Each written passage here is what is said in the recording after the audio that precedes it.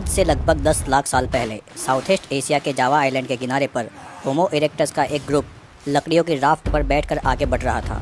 उन्हें नहीं पता था कि वो जिस जगह जाएंगे वो उनकी पूरी ज़िंदगी और आने वाली नस्ल को तबाह कर देगी। समुंदर की लहरें उन्हें एक टापू की तरफ खींच गई। वो था फ्लोरेस आइलैंड। फ्लोरेस में हवा थोड़ी अलग थी, थोड़ी गीली, थोड़ी गर्म। आइलैंड के जंगल में अजीब सी खामोशी थी, लेकिन कहीं दूर किसी बड़े परिंदे की भारी आवाज़ सुनाई दे रही थी। इस आइलैंड पर कदम रखते ही ग्रुप थोड़ी देर तक चुपचाप खड़ा रहा और सब देखता रहा। पहले तो उन्हें लगा कि यहाँ कुछ भी नहीं है, मगर जैसे जैसे वो अंदर की तरफ बढ़े जंगल ने अपनी असली शक्ल दिखानी शुरू कर दी। उन्हें ज़मीन पर अजीब आकार के पैरों के निशान दिखे, लंबे लंबे मगर चौड़े। ये किसी आम हिरन या सूअर के नहीं थे, ये थे स्टेगोडॉन नाम के बौने हाथी जैसे जानवर के, छोटे कद के पर मजबूत। जैसे ही ग्रुप उन पैरों के निशानों के साथ आगे बढ़ा, हवा में एक अलग सी आवाज़ आई। सब लोग रुक गए। वो आवाज़ हवा की नहीं थी। झाड़ियों के पीछे से धीमी सी सरसराहट आई और फिर वो छोटा स्टेगोडॉन दिखा। ये जानवर उनकी एक्सपेक्टेशन से भी छोटा था। उस जानवर ने भी ग्रुप के लोगों को देख लिया। पहली बार दोनों तरफ डर एक जैसा था। स्टेगोडॉन ने अचानक अपनी सूंड उठाई और एक भारी सी आवाज़ निकाली। ग्रुप के दो मर्द आगे बढ़े और साइड में पड़ी लकड़ियाँ उठा ली। स्टेगोडॉन पीछे हट गया, फिर जंगल की तरफ भागा। ग्रुप ने भी उसके पीछे पीछे धीरे धीरे जंगल में आगे बढ़ना शुरू कर दिया। अब हर कोई ज़मीन, पेड़ों और हवा को पहले से ज़्यादा ध्यान से देख रहा था। जंगल में थोड़ी दूर चलते ही उन्हें मोटी मोटी बेलें, चिपचिपे फलों के ढेर, छोटी झाड़ियों में फंसी छिपकलियाँ और टूटे हुए घोंसलों के बड़े पंख दिखने लगे। उन्होंने बेलों को खींच कर देखा। कुछ इतनी मजबूत थी कि उनसे रस्सी बनाई जा सकती थी। सब लोगों ने फलों को उठाया। फलों में से कुछ फल मीठे थे, कुछ फल कसेले और कुछ तो ऐसे थे जिसे सूंघते ही सबने फेंक दिया।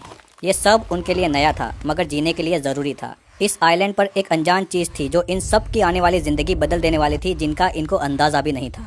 ये लोग आगे निकले और कान लगाकर जंगल की तरफ आवाज़ सुनने लगे। धीरे धीरे उन्हें छप छप सुनाई दिया। आवाज़ हल्की थी मगर साफ थी। वो आवाज़ उन्हें एक पानी की धार तक ले गई। ठंडा, साफ, चमकता हुआ पानी, जैसे चट्टानों के बीच से गलता हुआ बह रहा हो। सब लोगों ने पहले डरते डरते उसे सूंघा, फिर उंगली डुबोकर उसे चख लिया और फिर पूरा ग्रुप उस धार के पास झुककर इतना पानी पीने लगा जैसे कई दिनों से वो लोग प्यासे हो। पानी पीने के बाद जैसे ही कुछ लोग थोड़ी दूर घूमने निकले, एक पेड़ की जड़ के पास एक अजीब सी बदबू आई। सड़ी हुई मांस और मिट्टी की मिलीजुली गंध। सबको पता था जहाँ सड़न है वहाँ कोई शिकारी भी है। घनी झाड़ियों के पीछे अचानक कुछ बड़ा हिला। एक लंबी टांग, एक लंबी चौड़ी पूंछ और फिर चेहरा। कमांडो ड्रैगन जैसा, मगर उससे भी पुराना और ताकतवर शिकारी। उसने अपनी जीभ निकालकर हवा को चखना शुरू कर दिया। शायद वो उन्हें पहचान रहा था, उन्हें परख रहा था। ग्रुप के कुछ आदमी धीरे धीरे पीछे हटने लगे, जबकि बाकी लोगों ने खुद को पेड़ों के पीछे छुपा लिया। उस जानवर की आंखें किसी भी वक्त झपटने की तरह लग रही थी। फिर अचानक वो फुफकारा और उतनी ही तेज़ी से पत्तों में गायब हो गया। फिर ग्रुप धीरे धीरे समुद्र की तरफ वापस निकल पड़ा। उन लोगों ने पेड़ों की जड़ों, बड़े पत्तों और थोड़ी सी सूखी लकड़ी के सहारे एक छोटा सा कैंप बनाया। रात होने से पहले उनके पास थोड़े फल थे, कुछ मोटे कीड़े और पानी से भरी हुई लकड़ी की छाल जैसी कटोरी थी। सब थके हुए थे, मगर नींद कहीं खोई हुई थी, क्योंकि रात की पहली आवाज़ आई, एक भारी लंबी गूंजती हुई चीख। ये इंसान की नहीं थी, ना ही स्टेगोडॉन की और ना ही कमांडो ड्रैगन जैसे शिकारी की। ये जायंट स्टॉर्क की आवाज़ थी, एक ऐसा पक्षी जो इंसान जितना ऊंचा खड़ा हो सकता था। आवाज़ सुनकर ग्रुप ने एक दूसरे के सामने देखा। किसी ने कुछ नहीं कहा, बस थोड़ा और सिमट कर लेट गए। उन्हें ये बात का अंदाज़ा नहीं था कि ये पक्षी सिर्फ मछलियाँ और मेंढक ही नहीं, बल्कि छोटे छोटे जीव भी खा लेता है। पर फिलहाल वो बस आवाज़ थी और ग्रुप बहुत थका हुआ था। आखिरकार नींद आ ही गई। अगली सुबह ग्रुप जागा तो पेट में हल्की सी जलन थी, क्योंकि कल रात बस फल और कीड़े मिले थे खाने के लिए। आज अगर कुछ बड़ा नहीं मिला तो ये जंगल उन्हें पिघला देगा। कुछ लोग पानी की तरफ गए तो उन्हें एक छोटा स्टेगोडॉन दिखा। उसकी हाइट एक भैंसे जितनी थी, पर बदन जैसे पत्थर से तराशा हुआ था। सूंड छोटी थी और आंखें सतर्क थी। वो अकेला पत्ते खा रहा था। ग्रुप झाड़ियों में बैठ गया। उसके पास बस मोटी लकड़ियाँ, पत्थर और एक विकसित दिमाग था। सब लोगों ने अपनी अपनी पोजीशन ले ली थी। स्टेगोडॉन ने पत्ते चबाते हुए बस सिर घुमाया ही था कि डंडे और पत्थरों से उस पर हमला कर दिया। स्टेगोडॉन चौंक गया और उधर देखने लगा। उसी पल दो आदमी उसकी टांगों के पास कूद गए और लकड़ी के डंडों से उसकी चाल बिगाड़ दी। स्टेगोडॉन पीछे हटने की कोशिश करता रहा, लेकिन वो थोड़ा फिसला और गिर पड़ा और सब ने उसको दबोच लिया। पूरे ग्रुप ने पहली बार राहत की सांस ली थी। ये शिकार उनके लिए सब कुछ था, भूख, भरोसा और ये यकीन कि वो इस नए जंगल के खिलाफ टिक सकते हैं। खाल को हाथों से फाड़ा गया, मांस को पत्थर से काटा गया और पहली बार पेट भरने लायक खाना मिला। आज पहली बार उन्हें लगा कि हम यहाँ सिर्फ आए नहीं, जिंदा भी रहेंगे। स्टेगोडॉन के मांस की गंध धीरे धीरे आसपास हवा में फैल रही थी। कुछ लोग तेजी से खाल के हिस्से खुरच रहे थे कुछ लोहे की तरह भारी पसलियों को उठाने की कोशिश कर रहे थे।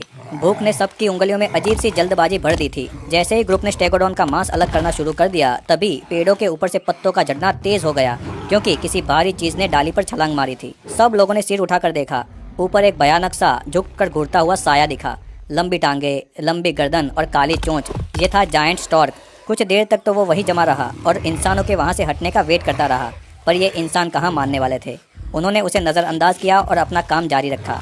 मांस के बाकी पार्ट को हाथ में लेकर सब लोग अब कैंप की तरफ लौटने लगे, लेकिन रास्ते में मिट्टी पर नए निशान दिखे, गहरे, नुकीले और घुमावदार। ये उस शिकारी का था जो कल झाड़ियों में गायब हुआ था। वही पुराना वारानीड, कमांडो ड्रैगन से भी चालबाज। वो धीरे धीरे इंसानों पर नज़र रख रहा था। ये जानवर अक्सर इंसानों के पीछे पीछे चलता था, बस इस इंतज़ार में कि कब कोई घायल, धीमा या अकेला छूटे और वो उसको पकड़ ले। ग्रुप रुक गया, पर किसी ने भी मांस जमीन पर नहीं रखा, क्योंकि वो गंध इसे अट्रैक्ट कर सकती थी। एक ने पीछे घूम के बेलों का मोटा गुच्छा उठाकर पेड़ पर फेंका। टकराने की आवाज़ गूंजी। अगर वारानीड आसपास होता तो वो आवाज़ के जवाब में जरूर हिलता, पर आसपास सिर्फ हवा थी। ग्रुप आगे बढ़ता रहा और कैंप के पास पहुंच गया। बचा कुचा मांस वहां रख दिया और सब लोग सो गए। रात को जब सब लोग सो गए तो वारानीड अंधेरे में चुपके से उस मांस को सूंघता सूंघता आया और उसे खींच कर ले गया। अगली सुबह की धूप अभी फैली भी नहीं थी कि एक होमो इरेक्टस की आंख खुल गई। उसने जैसे ही देखा अपने आसपास कि मांस वहां पर नहीं है, तो उसने सबको उठा दिया और सबके चेहरे उतर गए, क्योंकि स्टेगोडॉन का मांस वहां से गायब हो चुका था। मिट्टी पर घसीटने के ताज़ा निशान थे। भूख की वजह से आज उन्हें फिर शिकार करना ही था। दोपहर हो गई थी। वो लोग जंगल की तरफ आगे बढ़े और आगे चलकर उन्हें वही छोटा स्टेगोडॉन दिखा। मगर आज ग्रुप के दिमाग में एक बात घूम रही थी, ये इतना छोटा क्यों है? होमो इरेक्टस खाने की तलाश में अफ्रीका से निकलकर एशिया होते हुए यहाँ तक आए थे, इसीलिए उन्होंने ज़मीन पर बड़े बड़े हाथी देखे थे, पर ये तो बस भैंसे जितना छोटा था। सब इसे देखते ही रह गए। तभी अचानक उनके दाएं तरफ की मिट्टी खिसकी। एक भारी हरकत हुई। एक छाया झाड़ियों से निकलकर बाहर आया। ये चूहा था, लेकिन दुनिया के किसी भी चूहे जैसा नहीं था। आकार में लगभग इंसान की कमर तक, घनी मूछें, मोटी पूंछ और सीने पर हल्का धब्बा। ये था फ्लोरेस जायंट रैट। ग्रुप का एक आदमी धीरे से आगे आया और हाथ में बड़ा पत्थर उठा लिया और अचानक झटके से उसे फेंका। पत्थर चूहे के सिर पर लगा और चूहा धड़ाम से गिर गया। ये उनका आज का पहला शिकार था। सब ने पहले तो उसे ध्यान से देखा, क्योंकि ये चूहा मेनलैंड के चूहों से काफ़ी बड़ा था। ग्रुप ने उसे खाना शुरू किया और बाकी बचा मांस उठाकर कैंप की तरफ ले जा रहे थे, पर उनको ये बात सता रही थी कि हाथी यहाँ पर इतने छोटे हैं और चूहे इतने बड़े कैसे। जब ग्रुप चूहे को उठाकर नदी के पास पहुँचा, तभी पानी में दो पीली आंखें बाहर सतह पर तैरती हुई आई। फिर एक छोटा सा मगरमच्छ बाहर आया। ये मगरमच्छ साइज़ में इंसान की जांघ जितना था। ये मेनलैंड वाले बड़े बड़े मगरमच्छ की तुलना में बहुत ही छोटा था। ये था बोना क्रोकोडाइल। ग्रुप उसे देखते ही समझ गया, यहाँ बड़े बड़े जानवर छोटे हैं। कुछ देर के बाद उनका ध्यान झाड़ियों में छुपे वारानीड पर गया, जो 2-3 दिन से उनका पीछा कर रहा था। उसे देखते ही सब लोगों ने ये सोचा कि ये भी मेनलैंड वाले मॉनिटर लिजार्ड जितना लंबा नहीं था, ये भी बोना ही था। अभी ग्रुप खाना खाकर बैठा ही था कि उनका ध्यान पेड़ के ऊपर बैठे जायंट स्टॉर्क पर गया। वो भी मेनलैंड के माराबाऊ जितना विशाल नहीं था। अब बात लगभग साफ थी, ये आइलैंड ऑर्डिनरी नहीं था। यहाँ सब बौने हैं। थोड़ी देर के बाद वो लोग खुश हुए, क्योंकि यहाँ बड़े बड़े शिकारी नहीं थे और यहाँ आसानी से छोटे छोटे शिकार मिल जाते थे। कोई बड़ा शिकारी ना होने के कारण वो सेफली यहाँ पर रह सकते थे। पर अब ये आइलैंड उनका ऐसा हाल करने वाला था कि वो ये सोच भी नहीं सकते थे। बारिश के टाइम ये लोग गुफा में चले जाते थे और धीरे धीरे इस आइलैंड पर सर्वाइव करने लगे थे। खाना कम मिलता था, पर ज़िंदगी अच्छे से चल रही थी। धीरे धीरे ऐसे ही लाखों साल बीतते रहे और उनके बच्चे इस आइलैंड को अपना घर बना चुके थे। पर जैसे जैसे टाइम बीतता गया, उनके बच्चों में बदलाव दिखना शुरू हो गया। धीरे धीरे नई पीढ़ी वाले होमो इरेक्टस मेनलैंड वाले इरेक्टस से छोटे होने लगे। आइलैंड पर रिसोर्सेज लिमिटेड थे, कम खाना था, कम जानवर थे, कम जगह थी। और इवोल्यूशन हमेशा भूख का हिसाब रखता है।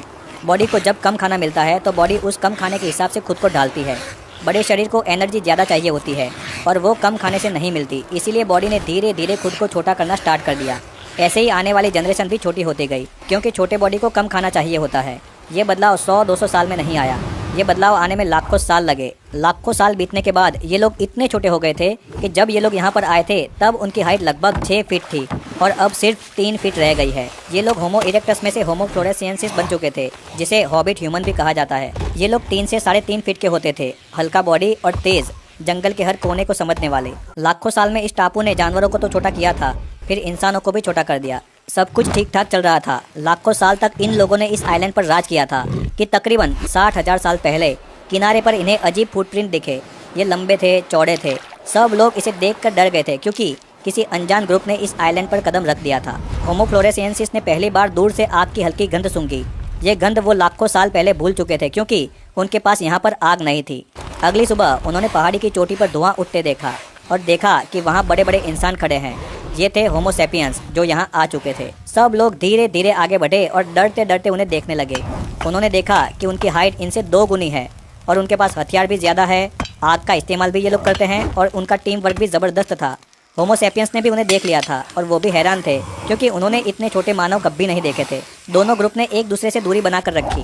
होमो सेपियंस के पास आग थी, जाल थे, भाले थे और तेज़ दिमाग था। वो स्टेगोडॉन को एक झटके में गिरा देते थे और ये लोग बस उन्हें देखते रहते थे। स्टेगोडॉन उनका मेन खाना था जिसे अब होमो सेपियंस खा रहे थे। एक स्टेगोडॉन उनके पूरे हफ्ते का खाना था पर होमो सेपियंस उन्हें एक ही दिन में खा जाते थे।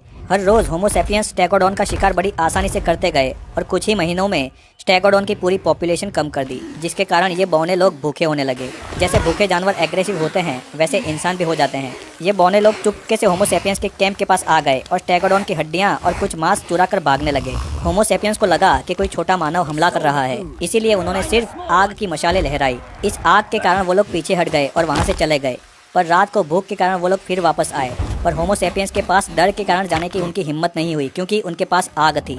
होमो सेपियंस ने स्टेगोडॉन को लगभग खत्म ही कर दिया था, जो इन लोगों का सबसे मेन खाना था। धीरे धीरे इन लोगों की सबसे बड़ी फूड चेन टूट गई। बिना स्टेगोडॉन इन छोटे इंसानों का पूरा सर्वाइवल सिस्टम टूट गया था। ऊपर से होमो सेपियंस बाहर से आए थे, इसीलिए वो अपने साथ बैक्टीरिया और वायरस लेकर आए थे। इधर होमो फ्लोरेसियंसिस लाखों साल से इस आइसोलेटेड आइलैंड पर अकेले रहते थे, जिसके कारण वो नए नए वायरस के सामने इम्यून नहीं थे।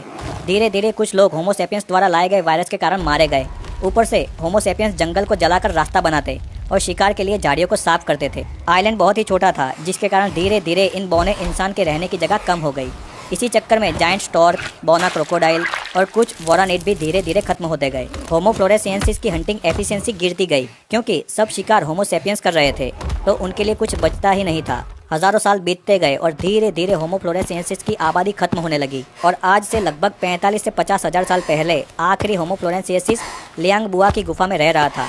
एक दिन भूख के कारण उसकी भी मौत हो गई और होमो फ्लोरेसियंसिस की आबादी इस धरती से विलुप्त हो गई। ये कहानी एक ऐसी बौनी इंसान